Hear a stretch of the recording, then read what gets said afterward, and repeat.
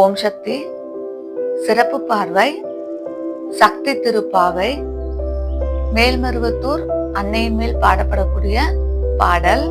இயற்றியவர் சக்தி புலவர் சுந்தரேசன் அவர்கள்.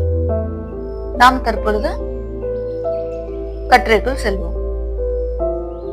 சக்தி திருப்பாவை பாடல் 24. அன்னைமா சக்தி அணிமருவூர் வாழ்பவளே, உன்னையாம் எல்லாம் இன்றிருந்து கேட்பவெல்லாம் பொன்னல்ல பொருளல்ல பெரும்போக பேரல்ல, பொற்றாத நின் அன்பும் பற்றாத நின் அருளும் குன்றாத நல்லறத்தில் தோய்ந்த ஒரு நன்னெஞ்சும் கும்பிட்டு நின்றாலில் தோய்கின்ற பக்தியுமே என்றென்றும் தந்துய்ப்பாய் என கேட்டு மருவத்தூர் எய்பில் வைப்பாவாளை ஏத்தேலோர் எம்பாவாய். இப்பாடல் வரிகளில் கும்பிட்டு நின்றாலில் தோய்கின்ற பக்தியுமே, இவ்வரிகளில் நாம் உணரக்கூடிய பொருள் குறித்து காண்போம். ஒரு உதாரண கதை ஒன்று கூறுகிறேன். ஒரு கிராமத்தில் அன்று மாலை விவசாயிகளின் கூட்டம் நடைபெற இருந்தது. ஒரு விவசாயி மட்டும் கவலையுடன் இருந்தான்.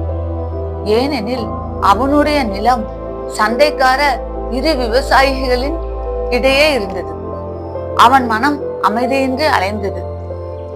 அவர்களின் பிரச்சனையால் தன் நிலம் பாதிப்படைகிறதே என எண்ணி கலங்கினான். விட்டுவிடலாம் என்றால் பிழைப்புக்கு வேற என்ன செய்வது என யோசித்தபடி இருந்தான். அப்பொழுது அவனுடைய சிறுவயது மகன் தந்தையை பார்த்து, கவலை கொள்ளாதிருங்கள், இறைவனிடம் நாம் பிரார்த்திப்போம் என்றான். உடனே அச்சிறுவன் தான் நாள்தோறும் பிரசங்கம் கேட்டு வரும் ஆசிரமத்தில் உள்ள தலைமை குருவிடம் ஓடினான். தன் பிரச்சனைகளை கூறினான். அவர் சிரித்து கொண்டே, அவ்வளவுதானே, என்னுடன் வா என கோயிலுக்கு அழைத்து சென்றார். இருவரும் அன்னையின் முன் நின்றார்கள். குரு மனதினுள் பிரார்த்தித்தார். அம்மா, இச்சிறுவன் என்னை நம்பி வந்திருக்கிறான், அருள் புரிய வேண்டுமம்மா என்று வேண்டினார். பின்னர் சிறுவனை அழைத்துக் கொண்டு ஆசிரமம் திரும்பினார். அன்று மாலை விவசாயிகளின் கூட்டம் நடைபெற்றது.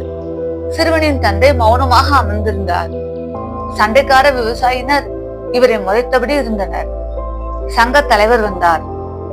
நீங்கள் இருவரும் சண்டையிட்டபடி தண்ணீரை நடுவில் இருக்கும் அவருக்கு தரவில்லை என்றால் என்ன அர்த்தம்? இனி அந்த நிலம் என்னுடையது, நான் பதிவு செய்து விடுகிறேன், இனி மேற்கொண்டு பிரச்சனை செய்யாதீர்கள், செல்லுங்கள் என்றார். கூட்டம் கலைந்தது. விவசாயி கவலையுடன் சங்க தலைவரிடம் வந்தார். சங்க தலைவர் அவன் தோளினை தட்டி, நான் உன் நிலத்தினை வாங்கிக் கொள்கிறேன், அதற்கு ஈடாக தெற்கே உள்ள என் நிலத்தை இருமடங்காக உனக்கு தருகிறேன், கவலைப்படாதே என்றார். இன்று காலை நான் ஆலயம் சென்று அன்னையிடம் வேண்டிய போது என்ன செய்வது என்று புரியவில்லை. ஆலயம் சுற்றி வந்து தியானித்தேன். அப்பொழுது என் எண்ணம் இவ்வாறு செய்யலாம் என்றுதான் எண்ணியவாறு இருந்தது. ஆனால் என் செல்வம் கலந்து விடுமோ என்ற பயமும் இருந்தது. அன்னையிடம் என் சுயநலம் மண்டியிட்டது. அன்னையின் மேல் இருந்த ரோஜா பூக்கள் சராமாரியாக தூக்கி எறிந்தார் போல் விழுந்தன. அர்ச்சகர் அனைத்தையும் எடுத்து என்னிடம் தந்தார். எண்ணி பார்த்தேன். என் சொத்து இருமடங்காக திருப்பி தரப்பட்ட எண்ணிக்கையில் பூக்கள் இருந்தன. என் மனம் மகிழ்ச்சியில் நிறைந்தது.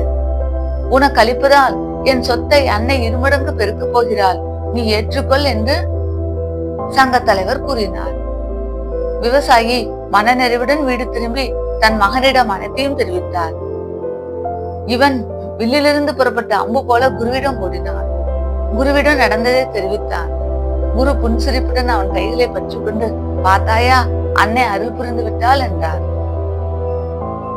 குரு மேலும் சிறுவனிடம் கூறினார், நான் அன்னையிடம் எனக்காக பிரார்த்திப்பதில்லை, ஆனால் நீ அன்று வந்த நிலைமையோ என் மனதை உருக்கிற்று.